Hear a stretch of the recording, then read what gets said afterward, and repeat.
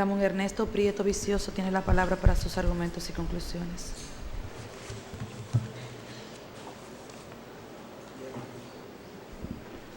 Buenos días, magistradas. Pocas veces en materia penal uno tiene la oportunidad de hacer una defensa en la cual uno se sienta tan cómodo. Y me siento cómodo porque aquí hay tres momentos diferenciados. Un primer momento de la acusación del Ministerio Público, donde muestra una teoría fáctica que no se prueba en el tribunal. Un segundo momento que yo le llamo el bulto, mediante el cual la teoría del miedo dice esto es una entidad monetaria y financiera y por lo que estos señores no tienen derecho a una defensa. Y un tercer momento que fue el crucial, lo que se ha vivido en este estrado. Y sinceramente nosotros entendemos que la instrucción del caso nos dio la razón. El primer día nosotros fuimos coherentes y hemos sido coherentes en todo el estadio procesal. Íbamos a hacer una defensa negativa y efectivamente negamos todos los hechos que dice el Ministerio Público que no pudo probar en el estrado. Y así dividimos nuestro discurso de cierre precisamente en la propuesta fáctica que le propusimos al tribunal, en las pruebas, que quiero agradecer a la Secretaría del Tribunal porque nos mandó las actas y nosotros vamos a ver y vamos a trabajar qué dijeron los testigos especiales del Ministerio Público. Y en tercer lugar, en la teoría jurídica. Analizando el caso, tenemos más de 10 tesis que colaboran la inocencia de Ramón Ernesto Prieto Vicioso. Una persona que a toda luz es honesta, seria y que nunca ha tenido una mancha en esta sociedad. En primer lugar, en nuestra teoría fáctica, le prometimos al tribunal que el señor Prieto no sustrajo ese dinero, ni de Cocretur, ni de Primesa, ni de Copretur. Y la pregunta clave que se le hizo a más de 5 o 6 testigos, única vez en un caso bancario, era: ¿el señor Ramón Ernesto Prieto se robó el dinero? Y todos decían que no. Eso quedó probado, está ahí. Con lo cual, moral y honra son dos características que tienen que quedar en esa sentencia de que aquí no se probó que ese señor se sustrajo ese dinero. En segundo lugar, en nuestra teoría fáctica, descubrimos la naturaleza jurídica de lo que ocurrió. Y todos los querellantes, todos, no se le puede llamar ahorristas. No es la denominación correcta, sino prestamistas. Prestamistas. Y un juez penal, por más avesado, intelectual que sea, no podría darle otra interpretación a unos documentos que fueron debatidos en el estrado y que encabezaban diciendo contrato de préstamos. El juez penal no tiene esa capacidad. El juez civil sí. Pero un juez penal tiene que limitarse a lo que la prueba documental, que fue lo que ofreció el Ministerio Público y se debatió aquí, dice. Pero no solamente eso. Se debatió y se le preguntaba: ¿saben escribir? ¿Saben leer? ¿Son profesionales? Se le puso una pistola. Todos decían no. Estaban en su pleno cabal y conocimiento cuando hicieron su inversión, porque Prestar se le preguntó aquí si era una inversión y todos dijeron que sí. Lo peor, lo que a un penalista le debería llamar risa: se le pagaron sus intereses, sí, por 6 años. Quien le habla, durante más de 8 años, solamente se ha dedicado al derecho penal económico y al derecho penal patrimonial. He sido asesor del Senado, del Congreso, del Ministerio Público. Magistrado, ¿cómo es posible que en un fraude económico un documento funcione por 5 años y después le queramos dar de conocimiento o valor jurídico? Eso en derecho no pasa, porque el documento o funciona o no funciona, pero aquí no puede ser un híbrido. el esquema Ponzi tiene una característica muy determinada y no se dan en el presente caso. Incluso no fue la teoría del caso del Ministerio Público. Interesante también, y lo vamos a ver ahora con la teoría probatoria, fue el absurdo de la Superintendencia de Banco, que ante su incapacidad normativa y reguladora, y lo vamos a probar con la ley, vienen aquí a quererse lavar las manos como Pilato. Se le pidió, depositen no solamente el expediente del 2004, todos los expedientes, para que veamos la realidad. Empezando porque al señor Ramón Ernesto Prieto Vicioso nunca se le interrogó en la sede de la Superintendencia de Banco, nunca se le preguntó. Entonces, lo interesante fue cuando le preguntamos a Blas, señor Blas, ¿el señor Prieto se robó ese dinero en sus informes? No. Señor Elvin Francisco Cueva Trinidad, ¿el señor Ramón Prieto se robó ese dinero? No. Y esa es la autoridad investigadora. Ciertamente, magistrado, durante décadas en la República Dominicana hemos tenido problemas de derecho penal bancario. Las 3 juezas que están ahí saben y tienen mucha experiencia en esos casos. Pero esto no es ni Baninter, esto no es Bancrédito, esto no es Mercantil y esto no es el Peravia. Y quien le habla tuvo la dicha de trabajar en todos. Baninter, 55 mil millones de pesos.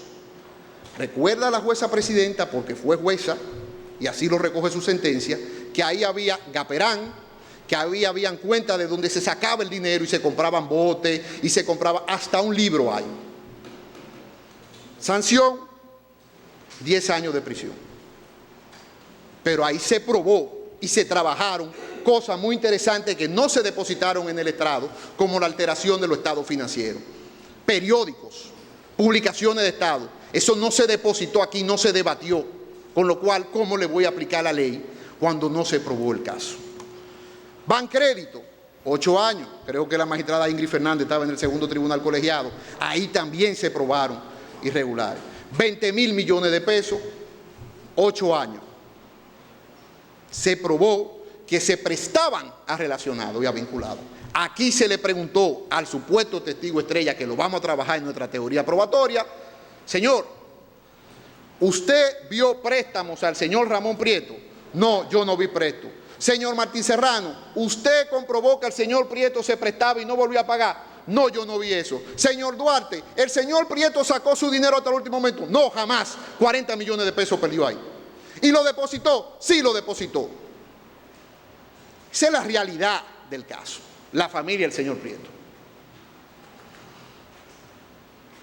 Mercantil. La jueza presidenta trabajó en ese caso. 5 mil millones de pesos. Ahí había Catalina Mejía y nombres ficticios para sacar dinero. Se le preguntó al señor Duarte, ¿utilizaron interpósita persona para sacar dinero? No. Sanción, 5 años. Banco Peravia, por cierto, quien le habla es el querellante principal ahí. Tiene situaciones de que no reportaban dinero donde se abría cuenta corriente, donde se daban certificados de inversiones a la Superintendencia de Banco. Pero era el mismo Banco Peravia, no algo que se llamaba Primesa, no algo que se llamaba Copretur. Con lo cual, técnicamente, aquí se presenta un dilema para la jugadora, en mi teoría del caso. Podemos leer los contratos de préstamos e inventar una teoría mágica y decir que ahí no dice eso. Podemos tergiversar los testimonios de cada uno de los testigos de que durante 4 o 5 años recibió sus intereses, firmó libre y voluntariamente, y hubo mucha gente que se le devolvió el dinero cuando quería, se salió, porque Cocretur sí quedó probado que a partir del 2005 no entró. Hubo mucha gente que no entró a Cocretur. Yo creo que el 99.9% de la gente no entró a Cocretur, solamente había uno. Y todos consintieron en que ese dinero se prestó a algo que se llamaba Primesa. Con lo cual, nuestra teoría fáctica fue coherente desde el día 1 hasta el final. Mucho más interesante nuestra propuesta probatoria. Esto fue como el menú de fin de semana en una casa. Pruebas del señor Ramón Prieto, todas las de los querellantes, las acreditamos todas. Todas. Esas son mis pruebas a descargo. Qué paradoja del destino. Qué paradoja del destino. Mis pruebas al descargo son las mismas pruebas que ellos presentan. Y ahora yo me quiero quitar el sombrero ante la Secretaría del Tribunal que mandó las actas y ahí están los videos. Y yo voy a trabajar mi teoría probatoria con las actas y voy a marcar la página de donde yo saco mis argumentos. Argumentos que descargan ¿a quién? Al señor Ramón Ernesto Prieto Vicioso. Empecemos por una persona que en otro país debería estar preso, arrestado. El señor Elvin Francisco Cueva Trinidad. El experto de la Superintendencia de Banco, con más de 20 años en el cargo, con más de 40 galardones, que tuvimos que esperarlo a una audiencia porque él tenía una conferencia internacional. Viene el señor Elvin Francisco Cueva. Señores, después de 7, 8 años, el señor Elvin Francisco Cueva Trinidad presenta 2 informes, uno firmado y otro no. Uno en copia y otro no. Precisamente el que no está firmado, muy rayado y muy trabajado. Perdón, el que está firmado muy rayado y muy trabajado y el que no está firmado limpiecito. Eso me da a mi entender, magistrado, de que eso lo trajeron al final. Y están ahí y se le preguntó, ¿y este por qué está firmado? ¿Y este por qué no está firmado? Pero si yo me limitara, que voy a pedir la ejecución de esos 2 informes porque lo avisé al tribunal, el tribunal me dijo que este era el momento, nosotros sí podemos rescatar que la entidad pidió su salida voluntaria del sistema. Entonces, ¿por qué yo digo que en otro país este señor tuviera problemas? Porque en la página 107 y 108 del acta de audiencia, el señor aplicó retroactivamente la ley monetaria y financiera. Retroactivamente, o sea, él sancionó al señor Ramón Ernesto Prieto Vicioso en sede administrativa con situaciones procesales que ocurrieron antes de la entrada en vigencia de la ley. Y ese era el experto. Se le preguntó, señor Cueva, ¿podría usted señalarme cómo se encabeza ese documento? Compañía de Crédito y Turismo. Informe ejecutivo al 31 de diciembre del año 2004. ¿Es correcta la fecha que dice ese informe, 31 de diciembre del año 2004? Esa es la fecha que establece el informe. O sea, que ese informe es de esa fecha. Esa es la fecha del informe. Pero las inspecciones normalmente se van haciendo y se hace un informe cuando se concluye la inspección. Entonces, esa fecha culminaron las inspecciones. En esa inspección, porque las inspecciones son recurrentes. ¿Quiere decir que usted evaluó operaciones antes de esa fecha? ¿Eso es correcto? ¿Hasta esa fecha es correcto? Sí.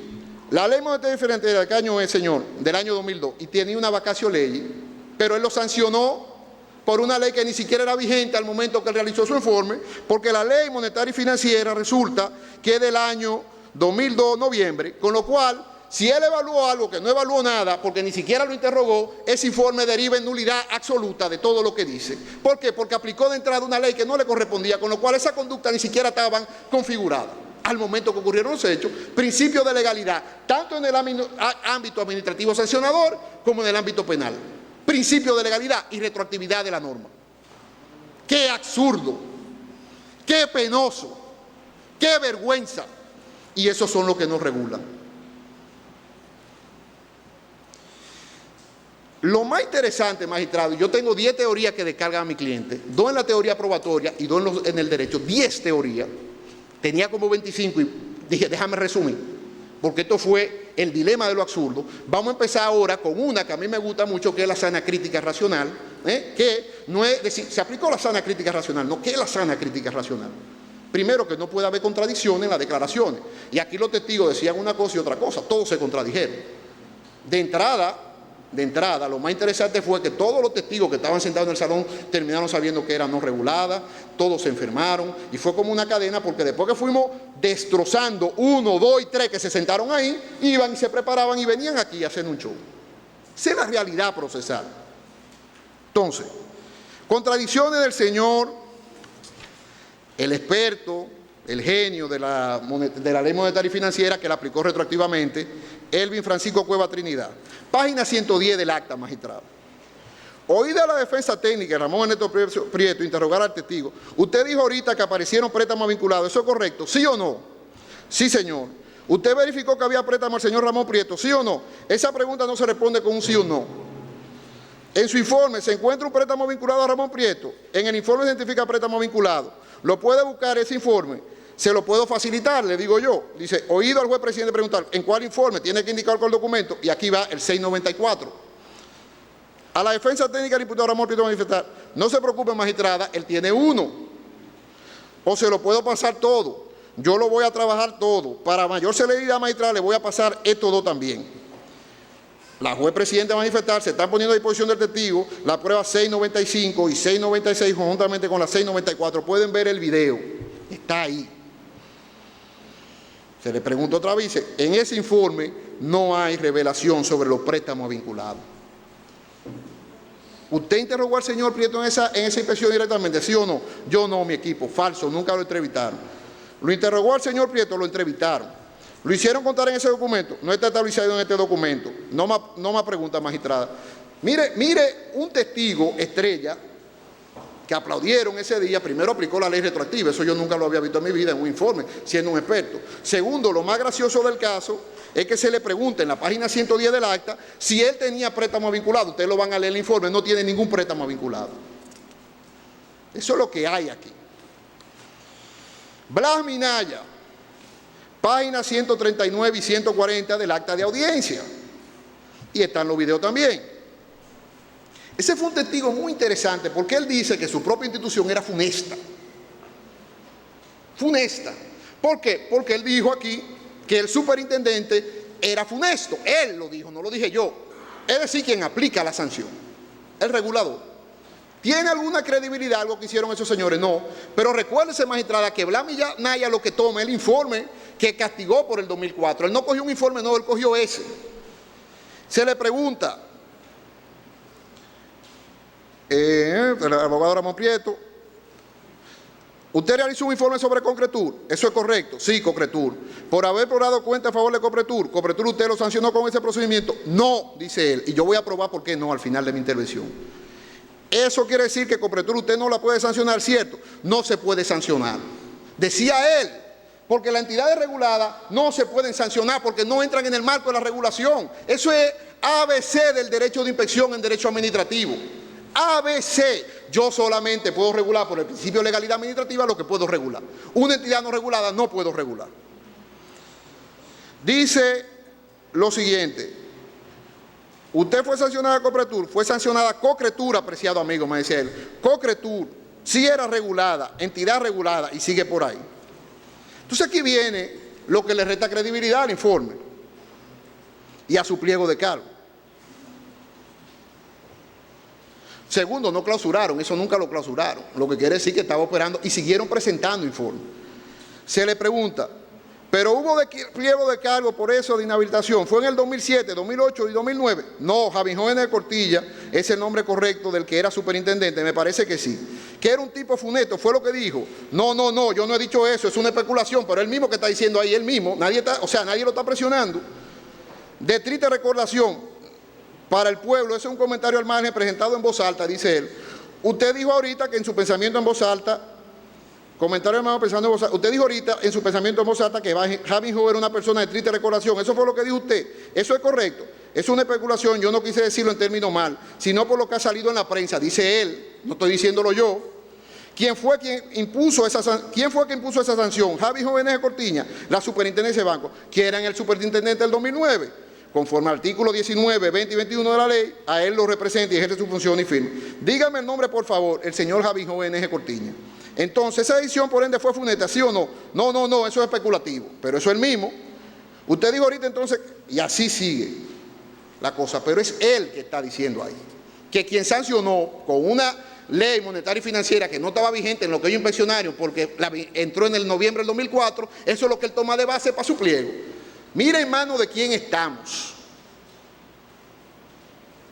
Entonces, yo no entiendo realmente qué estamos haciendo aquí, porque aquí, como decía mi compañera, se ganan los casos aquí, no se ganan en la prensa ni en la televisión. Entonces, lo más importante fue una pregunta que yo le hice, y ustedes van a ver el video. Yo le dije, entre las irregularidades que usted encontró en el pliego de cargo del 2006, que usted no estaba ahí, ¿usted supo que el señor Prieto se robó ese dinero? ¡Se lo llevó! Dice, es que ahí no se sancionó por robo. Dice él. Creo que el video fue melón. No, ahí está el video, ustedes lo van a ver. Entonces, ¿qué tenemos, magistrado? Ahí están los dos testigos de la Superintendencia de Banco. Esos son sus testigos con preguntas que están en el acta de audiencia, que están en los videos y que están en los informes. Técnicamente, este señor, por ese primer informe tiene que ser descargado. Ahora vamos a trabajar el del 2009, del señor Rivera. Ese es muy interesante también. Y de ahí yo voy a derivar consecuencias penales, porque en materia penal, si el tipo exige dolo y la misma autoridad dice que fue por negligencia, obviamente no se configura el tipo penal. Mire qué cosa da la vida. Sus testigos, yo no traje nada, ni un testigo aquí. Rivera, en la prueba número 56 de la página 177 de autoapertura, que era circular DEA 15812, dice en la edición administrativa que fue negligencia lo que él encontró en el señor Ramón Prieto, que ejerció su derecho de defensa. Pregunta el Ministerio Público, página 170 del acta. Esto es una maravilla tener el acta antes. Página 170 del acta. ¿Cuál fue el primer documento que le entregaron al inversionista? Los documentos que nosotros revisamos daban cuenta que había unos certificados donde el inversionista hacía un aporte, los inversionistas hacían un aporte de X cantidad de dinero y ellos le garantizaban un retorno de un 17% y 18% que variaba. Eso está consignado en un certificado que en la mayoría de los casos, dice él, decía avance a préstamo y demás. También se pudo comprobar que ellos también prestaban dinero. La empresa captaba un dinero al público y le entregaba el certificado y también hacían préstamo al público, lo que configura de manera exacta el proceso de intermediación financiera, que es lo que está prohibido por la Ley Monetaria y Financiera y que nosotros le vamos a aprobar al final, que no está tipificado al día de hoy en materia penal, con la página web del Banco Central, porque nosotros hicimos nuestro deber. Pregunta de Ramón Prieto, al mismo testigo, página 177. ¿Usted podría leer el acápite 27 de esa resolución? Le pasamos el documento. Que el argumento de defensa esgrimido de manera principal por parte del administrado consiste en establecer que el pliego de cargo establece que existe una vinculación entre Primesa y Cocretur y que el señor Ramón Ernesto Prieto Vicioso, pese a tener el cargo orgánico estatutario de presidente de Cocretur, nunca ha desempeñado estas funciones, ya que no operaba ni controlaba materialmente la entidad y en consecuencia no ha comprometido su responsabilidad personal en la comisión de infracciones que se le imputa. Ese fue nuestro argumento de defensa. ¿Eso es correcto? Dice, sí, claro, según la superintendencia. Entonces dice aquí viene lo interesante. Sí, claro. Según la superintendencia de banco, en este documento, en el capítulo 31, dice que la conducta del señor Prieto Vicioso fue conducta marcadamente negligente. Lo dice él, marcadamente negligente en el manejo de esa empresa. ¿Qué quisieron decir con el pliego? Eso está en el pliego, porque todo eso está en el pliego. Entonces, ahí están los informes de la superintendencia de banco, todos debatidos, todos preguntados, todos analizados. El primero fue tan bueno que él aplicó la ley retroactivamente. Termina en noviembre del 2004 y él aplicó la ley monetaria y financiera, porque no había una vacatio ley. Le entró. Después se fundamenta y trae dos resoluciones, una firmada y una no, que lo vieron ustedes y que van a tener que derivar consecuencias de eso. Porque mire, eso sí da pena que 7 años después haya resoluciones sin firma y otra con firma. Ajá. Y la con firma rayada, tachada y arreglada. Y la sin firma nítida. Ajá. Entonces a mí me da a entender que eso se alteró, que esa prueba no es fehaciente, no puede ser fehaciente, no puede haber dos documentos iguales. Entonces ahí hay lo que en la sana crítica racional, primera teoría que estoy implementando, contradicción entre los mismos argumentos de los testigos, contradicción entre los documentos, contradicción también de las declaraciones con los documentos. La primera cosa. Martín Serrano, página 263 del acta de audiencia. Este fue también muy interesante, testigo a cargo, no a descargo. ¿Qué se le preguntó? En resumen, si Prieto se robó ese dinero. Dice, no se robó ese dinero, no iba a la empresa, decía él. Y establece que se enviaban, oiga, esto es interesante porque eso es lo que se nos está importando. Establece que se enviaban todos los reportes de Cocretur a la superintendencia de banco, reportando sus operaciones. Y dice él, no tenían por qué reportar Primesa porque no era regulada. Además, que la misma se alimenta de los préstamos. ¿De los préstamos de quién? De los prestamistas, no los ahorristas, los prestamistas. Porque eso es lo que dice el documento y eso fue lo que se debatió aquí. Ahora viene la pregunta.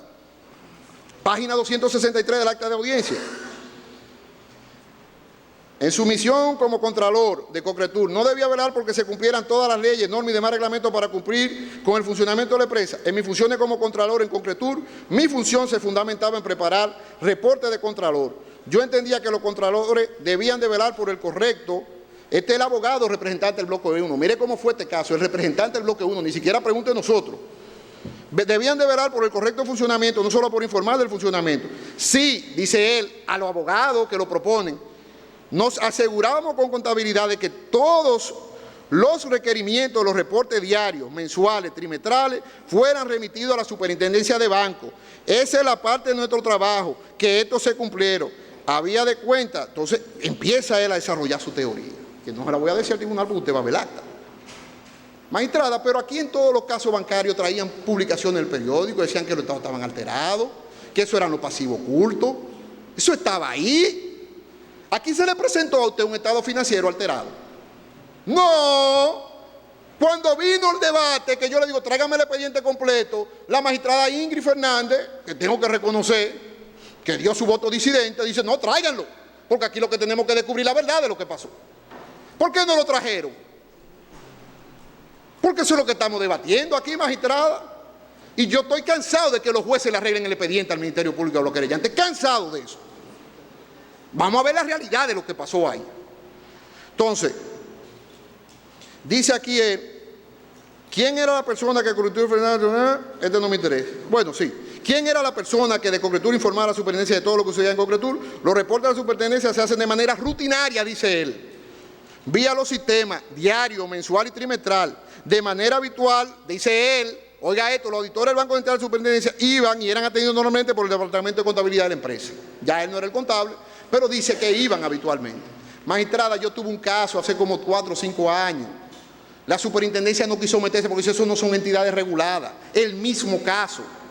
Lo que pasa es que es muy cómodo, cuando hay presión del estadio, decir, no, yo me pongo del lado de ustedes. Eso es comodísimo. Eso es comodísimo. Yo lo iba a someter en el Banco Periavia y mis clientes me amarraron la mano. Porque eso es lo más cómodo. Y a los jueces que resuelvan, esa también yo me la sé. Pero los jueces tienen que aplicar justicia y la justicia está aquí en las actas. Página 269 de pregunta a la pregunta nuestra. Aquí empiezo yo entonces a trabajar su testigo, porque no eran míos, eran de ellos. Si usted dijo que existía Primesa, era una entidad no regulada, ¿eso es correcto? Sí, cuando entré en Copretur ya no existía, que eso era correcto. Cuando yo entré en Copretur existía. ¿Era una empresa regulada Copretur con P? No hacía reporte a la autoridad de esa empresa no regulada. No tenía que hacer reporte a las autoridades siendo usted el Contralor. Dice, no se hacía ningún tipo de reporte a las autoridades. ¿Era necesario, sí o no? Nunca fue exigido ningún tipo de reporte. Usted enviaba un reporte periódico de Cocretur con C a la superintendencia de banca. Eso es correcto. Entonces, eso fue lo que pasó aquí. Se le vuelve a preguntar la pregunta mágica en la página 279 del señor Ramón Prieto, Vicioso. ¿El señor Prieto se robó ese dinero? No se robó ese dinero. Yo nunca lo vi por ahí. Dice él, página 279. Maribel Tejada, también vino aquí. Vino aquí Maribel Tejada, estoy trabajando, si usted está viendo mi teoría, trabajé en superintendencia y ahora estoy trabajando lo interno de lo que pasaba en esa empresa. Empresa que el mismo Duarte Medrano también dijo que era legal. Dice ella, usted como encargado de cobro cobraba el dinero, ¿era su trabajo? ¿Eso es correcto? Yo era oficial de cobro porque encargado es una cosa y oficial de cobro es otra, exacto. Como oficial de cobro se cobraba mucho dinero a la empresa, se cobraba dinero, pero fue disminuyendo, dice ella. Y los préstamos, usted sabe si se seguía pensando mucho o no hay. Dice, eso es que no recuerdo por esa parte. Entonces, ahí va. Dice, usted dijo en su primer... Mira lo interesante de lo que pasó. Ella dice una cosa en la mañana y en la tarde de repente cambia. Entonces es un testigo contradictorio que no le puede dar ningún valor. Es lo mínimo, esa es la sanción procesal. Usted dijo en su primer interrogatorio que ese edificio quedaba en otra entidad que se llama privada. Eso es correcto. Primesa, no tenemos pregunta. En el mismo edificio había 2 puertas. Decía ella, por arte de magia en la tarde... Apareció un querido amigo, el doctor Mercedes Guzmán, y ella vino en la tarde y dijo prácticamente todo lo contrario, pero es la misma testigo. Es la misma testigo. Entonces hay una contradicción. Seguimos entonces, magistrada, con el señor Duarte. El señor Duarte es un testigo interesante Y el señor Duarte se le hicieron preguntas también en diferentes ángulos. Ese fue un testigo que se trabajó porque ese era el testigo estrella de él. Página 752 del acta. El señor Ramón Ernesto Prieto y su familia tenían depósito en Cocretur. Habían algunos parientes que tenían depósito de él. Eran suma importante, suma de bagatela. La importancia se le da a la materialidad de la partida. En este caso, cada quien define si es importante o no. Usted es un experto financiero. ¿Eso es correcto? Alguna gente me llaman así. Más de 40 millones es una suma importante. ¿Eso es correcto? Correcto. En este caso sí, porque es material la totalidad de los depósitos. ¿Usted sabía que la familia del señor Prieto tenía más de 40 millones de pesos en esa empresa? Exactamente el número no, pero sí que tenían una suma importante. ¿El señor Prieto retiró en algún momento ese dinero o se perdió en esta situación? La misma parte del dinero fue mantenido en la cuenta hasta el final, lo dice él. Hasta el final lo mantuvo ahí pagando intereses. Hasta el final. Pero ahora lo quieren desacreditar, lo quieren pisotear, lo quieren decir que es un ladrón, cuando saben cuál fue la realidad. Todos, porque todos estaban en el negocio. Se le pregunta, finales quiere decir el año de 2012, cuando ustedes lo requieren, ¿eso es correcto? Nosotros hasta el 2011. Entonces, usted habló de que también la víctima, oiga lo que dice él, usted habló también de que la víctima, porque este es un caso sui generis, lo dice el experto que trabajó en todos los casos bancarios, no es igual a los otros casos bancarios, correcto. Voy a ser concreto, ¿sí o no? No puedo responderle con sí o no. ¿La gestión de la empresa estaba a cargo del señor Prieto? No. Aquí vamos a los préstamos famosos. Usted habló de los PCT y PTT, ¿eso es correcto? Correcto. Usted dijo que eso eran préstamos ficticios, ¿eso es correcto? Los PTT, dice él. ¿Usted comprobó si el señor Prieto se llevaba dinero a través de esos préstamos ficticios? Ese dinero no. Él no se llevaba dinero, no. Eso era parte de una operación financiera. ¿Quiere decir que el señor Prieto no sustrajo dinero a la empresa por esa vía? Correcto. Correcto, dice él. Seguimos. ¿Qué le dice el señor Ramón Prieto en la primera entrevista que usted le hizo, que ya sé que usted la hace siempre? Hasta donde puedo recordar, no con la misma palabra exacta, pero sí existía entre ellos la idea de que ver qué pasó entre ellos dos, porque se había deteriorado la situación financiera de la empresa y que ellos querían saber por qué sucedió eso y cómo. El señor Prieto, en esa situación financiera que usted detectó en esos cambios de cheque, usted pudo comprobar, estos eran los famosos cheques al chofer. ¿Usted pudo comprobar si el señor Prieto le llevaron dinero a su casa cuando cambiaban los cheques? No puedo contestar eso porque los cheques se cambiaban. Y una de las partes que no pudimos saber era qué se hacía con el dinero de los cheques. ¿Quiere usted que no pudo detectar que fue el señor Prieto, que eso es correcto? Ni al señor Prieto ni al señor Mercado. Entonces, mire lo que él dice. El dinero de los cheques ni de los préstamos fueron a parar donde Ramón Prieto. Entonces, obviamente, este es un testigo que era a cargo. ¿Cuál fue la crítica que él hizo? Que no se notificó por acto del alguacil, pero ustedes son abogadas de mucha experiencia. La cesión de crédito es para comunicar a un tercero, no entre partes. Esa fue la crítica que él dice en la página 754 de su escrito. Entonces, vamos ahora a primesa A y primesa B, porque también se le preguntó, lo trabajamos todo. Hicimos nuestro deber en la teoría probatoria del caso para desarticular una acusación a toda luz infundada. Dice, tenía registro nacional de contribuyentes, primesa A, según lo dice ahí. Sí, era una empresa que estaba legalmente constituida, tenía registro nacional de contribuyentes y pagaba sus impuestos durante la Dirección Nacional de Impuestos Internos. ¿Pagaba impuestos? Sí. Usted me dijo que había revisado todos los documentos fuertes, correcto. Usted llegó a ver los famosos certificados de préstamo de primesa, los certificados de primesa A, dice él. De los acreedores que le prestaban a primesa, usted lo llegó a ver. Vimos varios. Usted vio que el registro nacional de contribuyentes coincidía exactamente con el que dice ahí. ¿Podría leer? Sí. 1, 2, 4, 2, 7, 7, 5, 8, 6. Entonces, ¿qué primesa A y qué primesa B? Lo que quiere decir, magistrado, que en la teoría probatoria, obviamente el caso se ha caído, está diluido. Diluido. No hay forma, con lo que vimos aquí, de entrar en esa situación de debate, porque la teoría probatoria resulta contradictoria e insuficiente. Y ahí van mis dos primeras teorías. Mi primera teoría del caso que probé fue, la teoría probatoria no puede haber contradicción entre los testigos y los documentos. No puede haber contradicción entre los mismos testigos. Aquí fue toda una contradicción. Aquí no hubo coherencia en el pensamiento. Aquí no hubo coherencia en la acusación. Con lo cual, la lógica es que este señor tiene que ser descargado. Seguimos entonces, magistrado, con la exclusión probatoria, que voy a hacer las señales de lugar, porque, como lo dije, Hay dos pruebas que yo quería, sí, cómo no. Reanudamos. Continúe, doctor. Magistrada, nosotros al final de nuestra teoría probatoria, obviamente vamos a pedir la exclusión de dos pruebas que son ilegales las dos. La primera son las pruebas 694, 695, 696 de la página 109 y 110 del auto de apertura.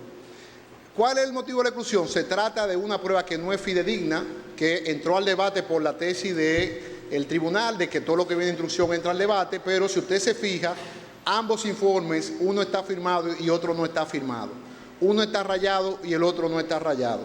Con lo cual, obviamente, ese informe de inspección especial realizado de la compañía financiera Copretur del 31 de agosto del 2005, de fecha 6 de abril del 2006, marcado con el número DI número 179, tiene que ser excluido. Además de que hubo violaciones, y esto es una teoría probatoria de exclusión probatoria de los derechos fundamentales, flagrante a los derechos fundamentales del señor Ramón Ernesto Prieto Vicioso, al haber utilizado en su informe de noviembre del 2004 una ley que no aplicaba, que era la ley monetaria y financiera, haciendo un uso retroactivo de la ley, Esa es la teoría propia de la exclusión probatoria de cuando hay violaciones en el mismo informe a los derechos fundamentales del señor Ramón Prieto. Lo otro que nosotros también vamos a pedir la exclusión, magistrado, no porque no me favorezca, sino porque yo por principio me opongo a todo lo que ellos presentan, salvo este caso que dije que iba a coger la prueba de él, a la prueba número 179, página 112, del acta de audiencia del peritaje Duarte. Mire, magistrada, aquí se elaboraron dos teorías para llevarse. Yo dije, vamos a dejarlo que entre y lo vamos a valorar.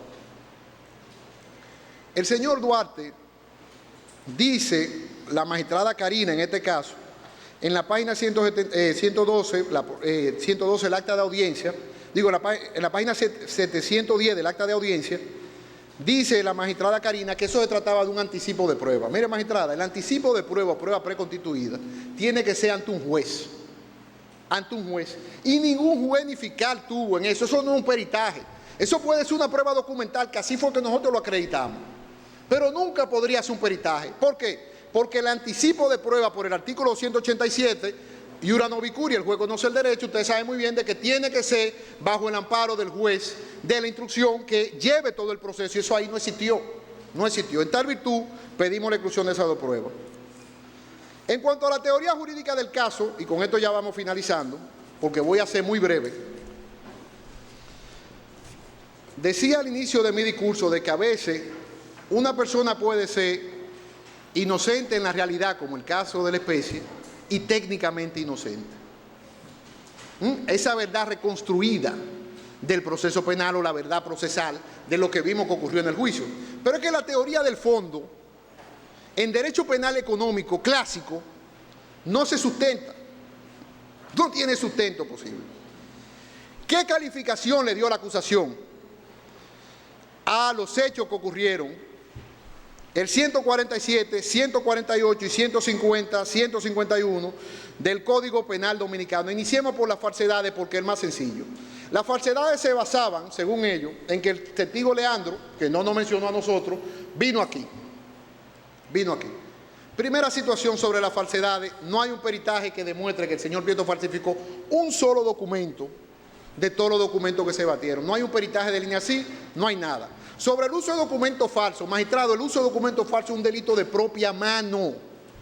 De propia mano. La categoría de uso de documentos falsos, si usted se lee el tipo, si usted ve la redacción del tipo, la interpretación literal del tipo y la interpretación teleológica del tipo, tiene que usar él el documento.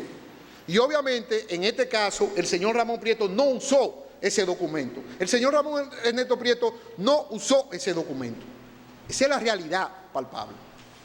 Con lo cual, la teoría de la falsedad obviamente tiene que ser descartada del presente proceso. Seguimos en el Código Penal con el 265, 266. Mire, yo me siento muy cómodo en el derecho penal, principalmente porque uno trata de que la cosa, de lo medianamente posible, se utilice la dogmática interpretando los artículos.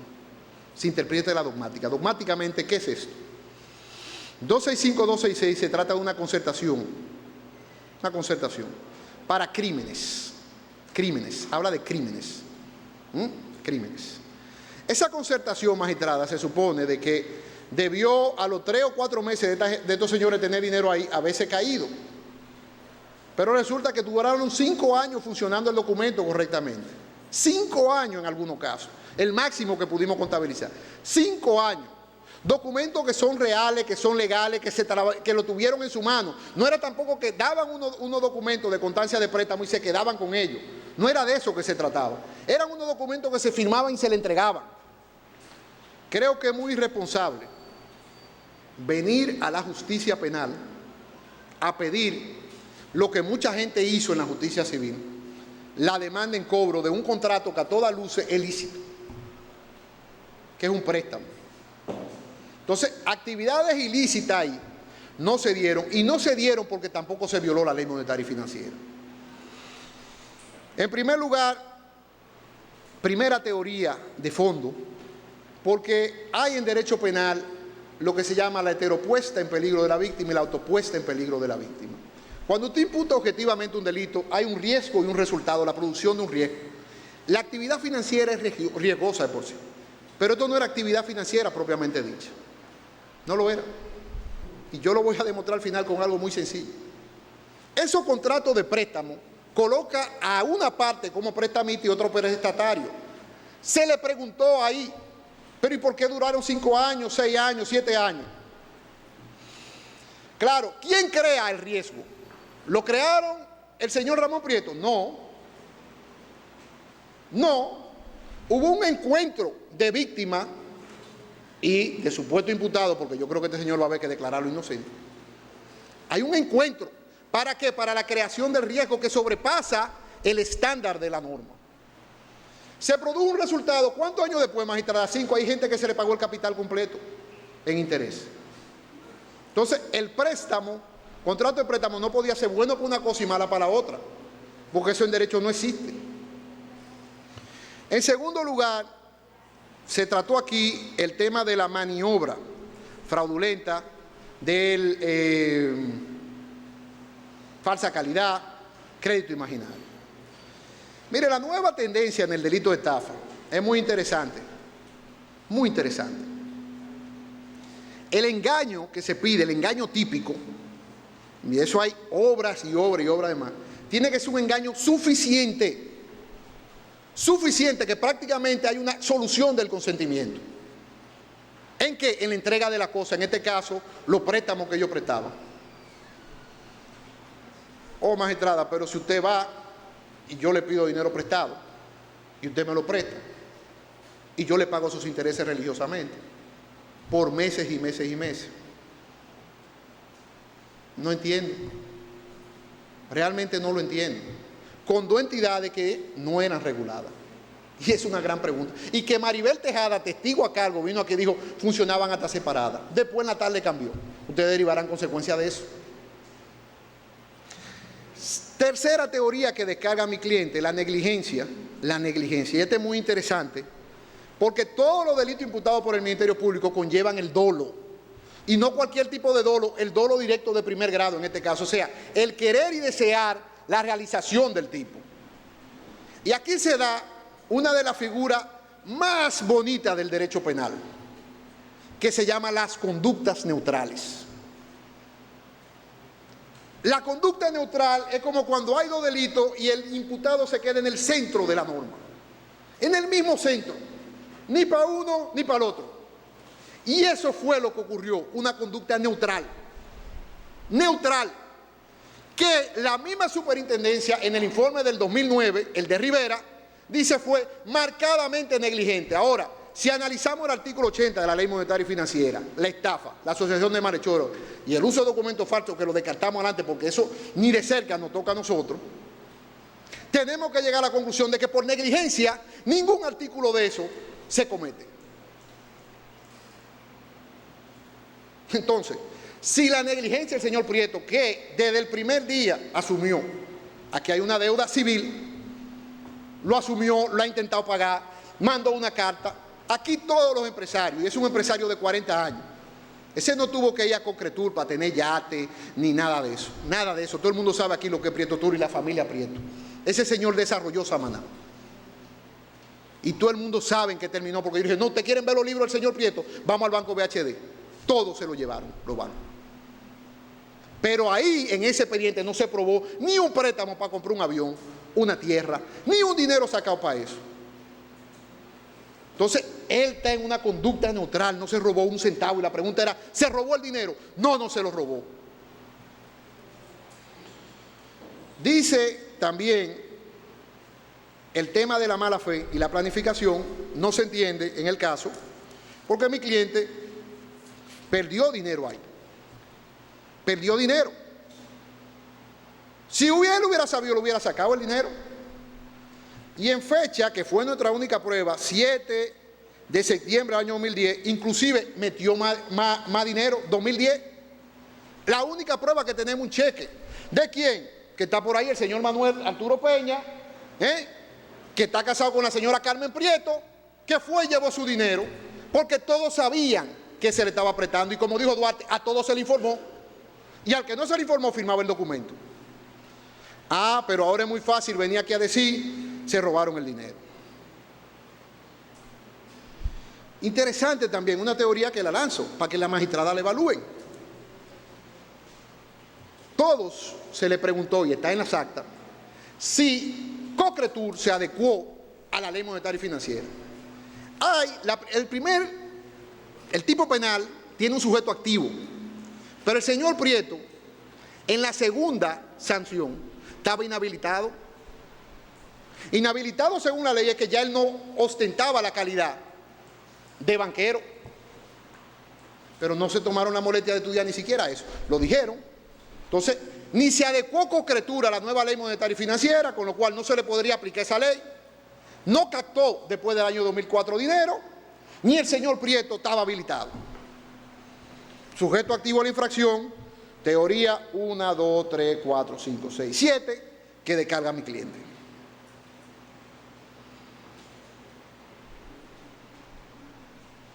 La teoría más sencilla, magistrado, y con esto ya que es la 10ª teoría, la 9ª teoría, la más sencilla de todo es la siguiente, el principio de legalidad, magistrado, de que la intermediación financiera no aplica en el presente caso.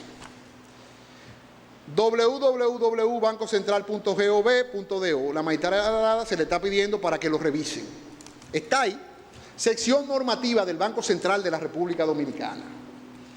Aplicado por la Corte de Apelación en otro caso muy famoso, donde le aplicaron la ley monetaria y financiera a algo similar. Señor Leonel Fernández, presidente de la República, el número 2593, le remite a Reinaldo Párez Pérez el proyecto de ley. Eso está en la página web del Banco Central, eso es público, eso tiene 11 años discutiéndose. El proyecto de ley de la ley monetaria y financiera, y le queremos aplicar, porque la intermediación financiera del 66, que dijo Blas que no era penal, se la queremos aplicar también. No, eso también es penal. No, eso no es penal. Inclusive dice el 66 de que hay que medir la responsabilidad de cada uno. Nosotros probamos que fue marcadamente negligente en sede administrativa. En sede administrativa, o sea, en el inspector, en el investigador real de este caso. Dice Leonel Fernández, al final, que ese documento es público, está en la página web del Banco Central, yo lo puedo aportar, pero no me lo van a aceptar, pero un documento público, está ahí en la página web. Conviene precisar que el título 4 contentivo del régimen penal bancario es el resultado de las recomendaciones del estudio realizado con la sentencia de reconocidos especialistas nacionales e internacionales, identificando los tipos penales de las infracciones a la normativa monetaria y financiera, en la cual se tipifican las actuaciones sancionadas con las que se amplían las normas penales existentes. O sea, el mismo Poder Ejecutivo está reconociendo que esas normas son insuficientes. A delitos no contemplados tales como la asociación ilícita financiera, la intermediación no autorizada. Lo dice ese informe, está en la página web del Banco Central, el 2953. Ahora, ¿qué dice ese artículo de la ley? Mire lo que dice ese proyecto de ley, eso está en el Congreso. Lo pueden pedir, lo pueden revisar. Mire lo que dice, el principio de legalidad como entra y le da en la cara, eso no es penal. Artículo 113 del proyecto de ley que está en www.bancocentral.gov, punto 2, normativa, proyecto de ley, lo van a encontrar. Oigan lo que dice el 113 de la ley. Y hemos durado 5 meses perdiendo el tiempo aquí. Todos. Intermediación financiera no autorizada. El que por cuenta propia o ajena, oiga, el que por cuenta propia o ajena, precisamente en lo que estamos aquí hoy, directa o indirectamente, realiza operaciones de intermediación financiera de acuerdo a lo prescrito en la presente ley, el proyecto de ley, lo que le quieren aplicar a él, sin contar con la autorización de la Junta Monetaria, será condenada con pena de 4 a 10 años de prisión y multa de 3 millones a 10 millones de pesos. Eso es la ley, el proyecto de ley, eso es lo que estamos discutiendo aquí. Es el delito principal que ellos dicen que se cometió aquí. La intermediación financiera sin autorización, un proyecto de ley que está en la página web y que está en el Congreso, que se le remitió al Senado, mírenlo ahí. Entonces, yo decía que tal vez mi conclusión se debió limitar a esto, porque mire, magistrada, esto sí es ridículo y penoso. Porque todo el mundo sabe que el principio de legalidad impediría que una ley que no está vigente se le aplique a él.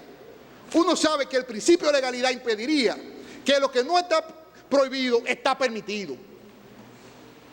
Eso es penoso lo que pasó ahí. Y aquí han desfilado los señores de la superintendencia de banco y los abogados, los expertos. El proyecto de ley de la Autoridad Monetaria y Financiera. Si nos metemos, magistrada, en la ley monetaria y financiera, resulta más penoso el caso. Absurdo. Pero hemos tenido que llegar hasta aquí para yo decirle al final que lo lamentable es que hay un proyecto de ley que viene, que usted no lo puede aplicar, que los testigos se contradijeron todo. Y por eso hasta he utilizado un lenguaje técnico, porque no me he salido de lo técnico en mi discurso de cierre. Normas penales aplicables. Aquí están las que le están aplicando al señor Prieto.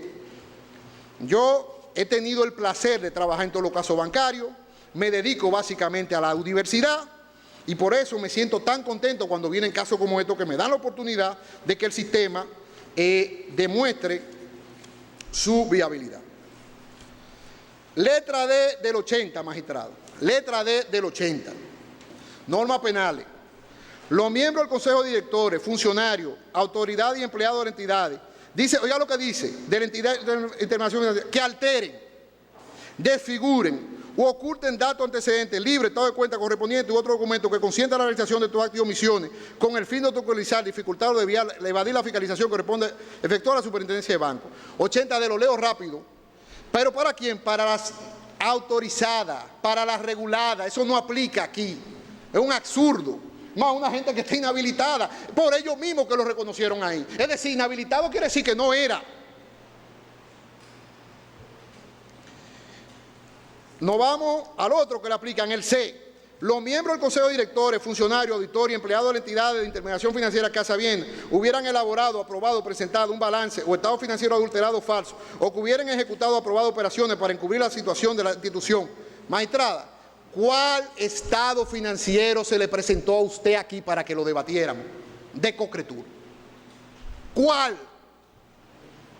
¿Cuál era el deber del Ministerio Público? Y yo no le voy a echar la culpa al Ministerio Público, de la superintendencia de banco. Aquellos que se niegan a que veamos lo que hay en ese proceso, porque hay mucha gente que pudiera caer hasta presa. Aquellos que se niegan, que quieren ocultar la verdad de lo que pasó. Ahora, ¿qué es lo que sucedió? La realidad fue la siguiente. Aquí no se debatió un estado financiero y yo no tengo que probar nada, a mí hay que probármelo todo, porque él tiene una presunción de inocencia. Y hay que acabar y ponerle freno a eso que se llama la prueba. Que yo tengo que hacerme mi prueba, yo no me tengo que hacer prueba.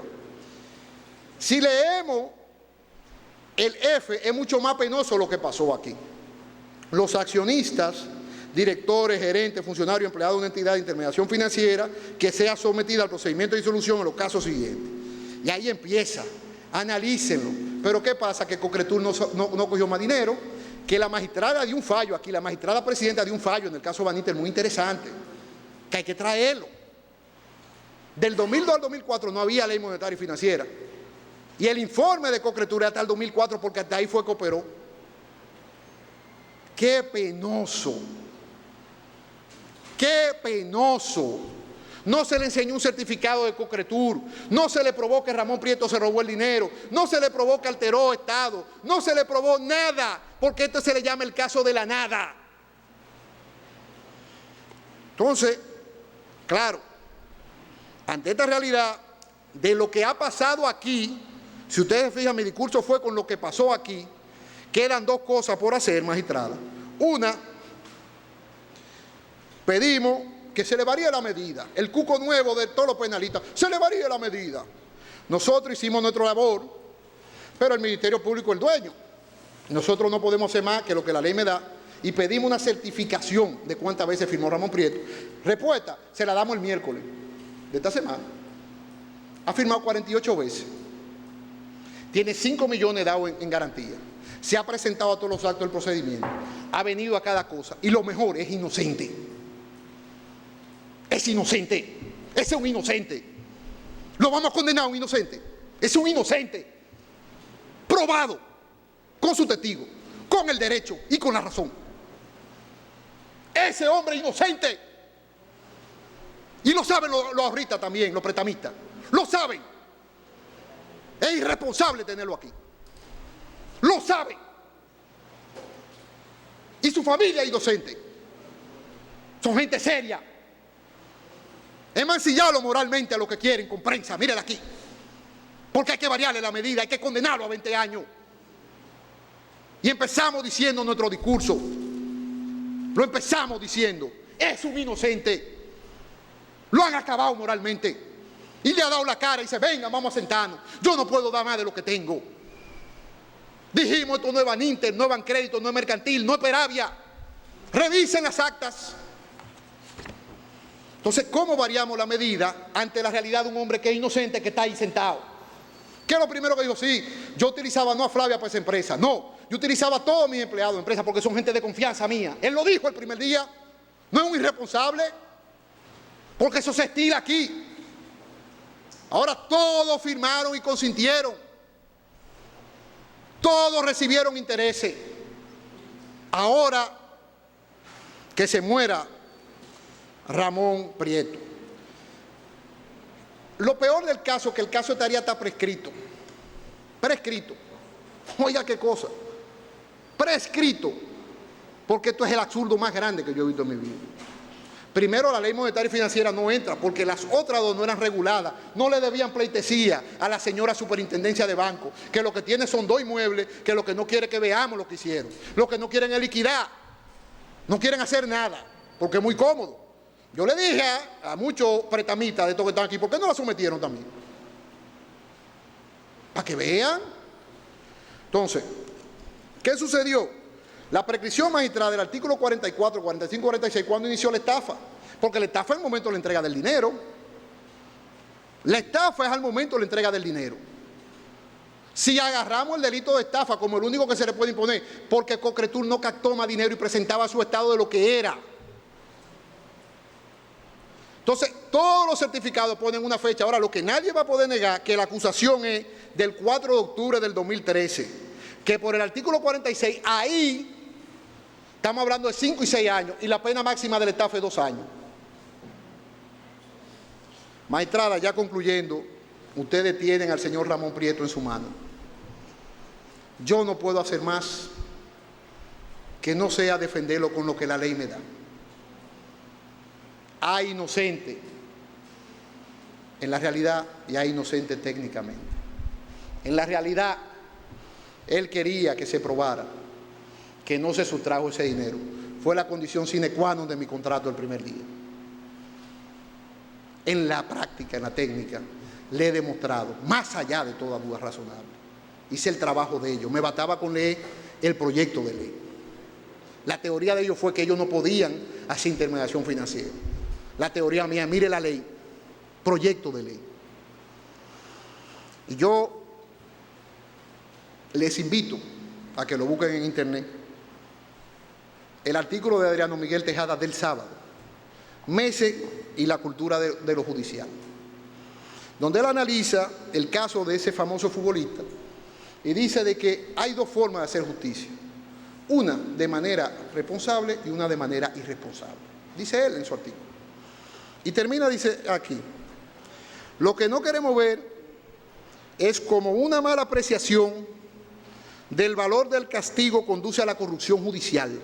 Yo sé que ustedes tienen mucha presión y ellos han querido meterle más, pero también sé que ustedes no cogen presión. Y por eso fui con las actas. Y le fui diciendo, mire lo que dicen las actas. Ni siquiera tuve que trabajarlo, Rita, porque todos dijeron que firmaron. Y a ningún beneficio para la sociedad. Encerrar a una persona que no es peligrosa perjudica también a su familia, que se queda sin sustento. Ese señor ya sintió la pena natural, la de un proceso. Ese señor fue abierto a todos, los recibió a todos. En tal virtud, ya dijimos lo de la prueba que excluíamos, no lo voy a repetir en mi conclusión del fondo. En primer lugar, me adhiero a la solicitud de extinción de la acción por haber pasado 4 años y 10 meses.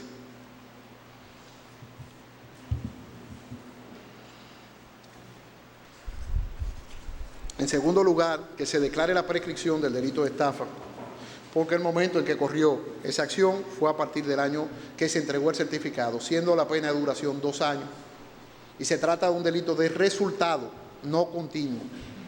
Resultado es al momento que se entrega el dinero. Con lo cual, que se decrete la prescripción. Tercero, que se decrete la inaplicabilidad de la ley monetaria y financiera